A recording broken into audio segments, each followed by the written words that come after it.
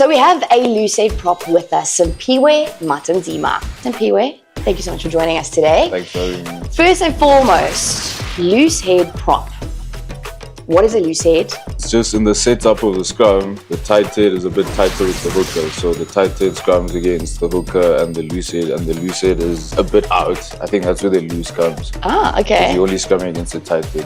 This is 1-2-50, made just for you by BrightRock. We've teamed up with the Vodacom Bulls to bring you all the details on what exactly rugby players do.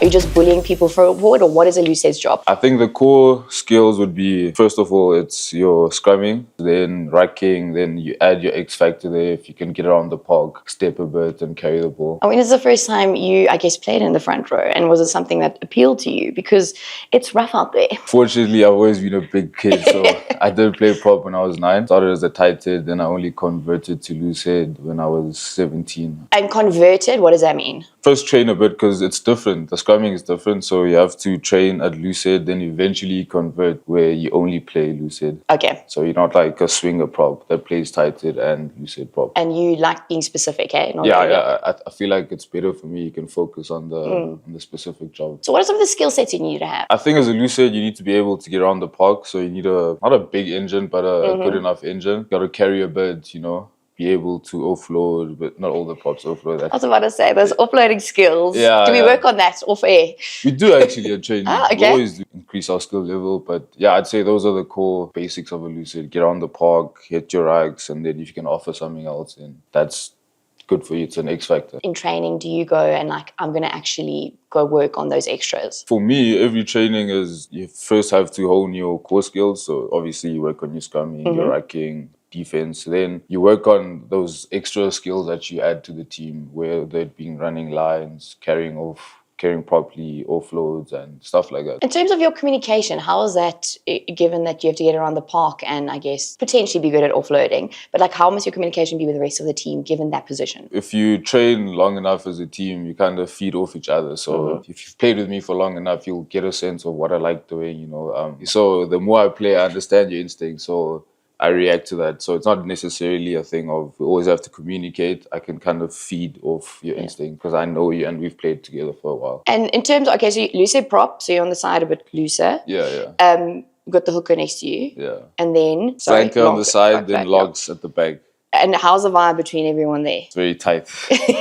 Very, very tight. But it's important for your front 5 to be tight, both in the field and off field. You guys almost work together. Then the back 3 always adds that impetus and the power in the scrum. So. And when they say the dark arts of the scrum? It wouldn't be dark if I tell you now. It's basically things you learn from that comes with experience. What? I'm getting goosebumps. Okay, so it's intense. It's not that intense. It's just techniques you pick up, you exploit it with when you play against people who aren't as experienced. Is there a classic Simphiwe Matanzima move? I think the first thing is before every scrum, I take a deep breath just to get my head in it, because you have to focus on a scrum. every single scrum is a battle. So then I go, into that. Yeah, okay. Yeah. What are some of your role models in this position at the moment in the world? Or have been past, present, future? I don't know. Yeah, I think when I was young, I used to look up to Tendai Taurira. Now, I'd say if you're a purist, I'd say Oxygen is really up there. He's flippant strong and he's very dominant in the scrums. If you're a prop who enjoys more ball carrying, I'd say Angus Powell from Australia is really good. And a good mix of the both, I'd say Ellis Genge from England. Yeah, those are kind of looseheads I enjoy watching. And do you sit and analyze them? Or is it just you appreciate their dark arts? Obviously, I understand because I'm a loosehead. So when I watch them, I'm actually analyzing without actually taking a book and writing stuff. Okay. Have you ever met any of them? Yeah, I played against Angus Powell in Super Rugby in 2019. I haven't met Ellis Genge, and I've played with Ox a couple of times. So. And how's that? Yeah, it is, because you're playing against quality guys, so you always have to step your game up. So that is the exciting part about it. You have to rise to their level. I guess, what do you do daily outside rugby, and what did you study? Because that's always a thing I think with modern rugby players, is we get to see you also go to a varsity or try and study it online, and teams let that happen as well. So What did you study? I studied public management in my first year, but now I'm studying politics again. I'm applying actually this year. Political science to be specific. Okay, but you need to give context there. Why? Does that appealing to you? Like being in a political space Yeah, one I think day? so. I mean, my father studied law, my grandfather, so law and politics is very... Oh, my older brother also studied politics. Okay, so it's in the family. Any of those skills will help you on the rugby field? Definitely not politics. But I can't really say on the rugby field. It would help me on the rugby field. It's two completely different worlds, eh? Completely different, yeah. Maybe if I did like fitness training or something like that, that would have a link to rugby, but I doubt politics. Okay, so they come in, do their job, and then you go to study your politics. Basically. Well, I want to hear more about your position from a physical perspective. Andre is here, and after hearing how Simphiwe, who is a loosehead prop, explained it, I would like to hear from the conditioning coach. You heard what Simphiwe had to say with regards to a general loosehead prop, but in terms of his skill set, what makes him a good loosehead prop? I guess, how do you incorporate honing in on those skills when you work them out in the gym? Simphiwe is a very powerful prop. He's very explosive, especially close to the try line. He's got the ability to accelerate from a dead start. And he trains very, very hard. So he needs a strong neck, strong shoulders, and strong quads to get over the contact line, and which he does quite well. And is that because he's played since he was 9 years old? It's genetics and also hard work. He's a very hard worker in the gym, and he does a lot of hard work extra on the side of the field. Working with a loosehead prop, and I'm assuming you're going to say a tight head prop as well. What do you, I guess, focus on in terms of gym work? We don't try to distinguish between the two props because it's very similar, although it's very different on the field. But strength-wise, we focus a lot on deadlifts, box jumps, broad jumps, a lot of shoulder work, neck work, trap work. So he needs a strong trap up here to make sure that he can exert the force when he goes into the scrum. Because I guess that's always a question: is how safe, is it? Over the years, obviously, they've made it a bit safer, the scrum safer, and also I'm assuming with training making it a bit safer. So how do you make it safe? I think the first part is that he needs a strong neck. Neck is very important for any rugby player. Show us your neck, Simphiwe. So he does a lot of neck work and shoulder work and upper back thoracic spine work to make sure that he's strong enough to exert those forces and to accept the forces that they get into the scrums. And it's the same at the breakdown, at rucks and mauls. So he needs to be very powerful. Working with props, do they work separately to the rest of the pack? They normally work early in the mornings. They'll do extra core sessions and extra scrum sessions with our scrum coach. And then when we gym, normally the forwards gym together. And then we will we'll separate their programs from the rest. So they always have a front row program. So when, we're on the field and we're watching you guys play, it's the backs that come out first, the kickers that come out first, and it's sort of the forwards come out last. Why is that?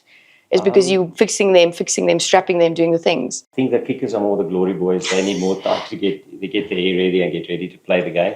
And the front rows, they go separate as well because they need to do scrum activation. Their role is completely different on the field from the rest of the pack.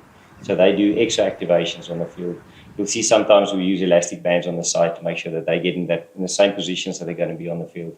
They need to be low and mobile. So we try and warm that up before they go on the field. On game day, do you, I guess before you arrive here, or at, let's say at Loftus Veldveld, do you do anything prior to arriving here to make sure you are prepped and primed, or does it all happen here at the stadium? Nah, it actually happens here. I mean, I think I'll have breakfast at home. It depends whether of course, yeah, we're playing late or we have an early game. Generally, everything in terms of preparation-wise, it happens at Loftus. Okay, so those activations, you said it starts with resistant bands, or what is those activations? We start with activations inside the change room if we're at home. If we're not at home, we'll do it outside in the field. But they go outside before the warm-up starts, and then they get into scrum positions. We start warming up their ankles, their lower back, their necks, and then they start pushing forward and back to make sure that they get ready for what's going to happen on the field. Okay, so it's quite a long process actually before you go when the whistle goes. Yeah, it is. It is. How much of a mental game is it, I guess, from your perspective, seeing them go through that? And if it's maybe not so lacquer, then... At the top level, everybody is fit and strong. And then that last 10% is the mental aspect that makes a big difference whether you are to be successful or not. Do you have any advice for any 9-year-olds out there who also want to start in the front row like Simphiwe? He started then. His parents were obviously okay with it, right? Yeah.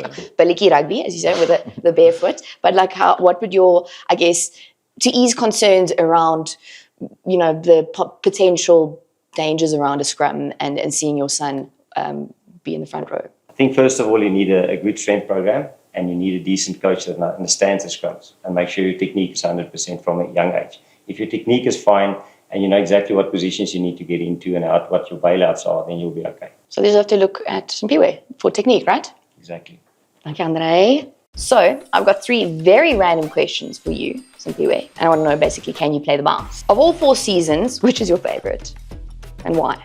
I just don't like summer. I feel like when it's hot, it's tough to get it's not tough, but it's more admin to like get a fan and anything like that. But when it's cold, you just get into your blanket and it's the best sleep, and yeah, winter's just fun. So you don't want to suckle, eh? You just want to go lie in bed and be warm. Yeah, Okay. I really don't like summer. Yo. What is the dumbest way you've gotten hurt or injured yourself? When I was a kid, I fell off a jungle gym and I broke my arm. And then what other positions on the field are you curious about? 12 is my ideal position, dream position. 12? Yeah, 12. Why? You get so involved in the game and the decision making. It's so hard, but at the same time, it's so impactful for the team. So I feel like every good team has a good 12. We noted. We'll see you in like post career when they ask you to come play in invitational teams. You're like, I'm playing 12, guys. Definitely. I'm playing 12. Simphiwe, thank you so much. Thank you for Thank playing you the for bounce, having me. and thank you for explaining loosehead prop.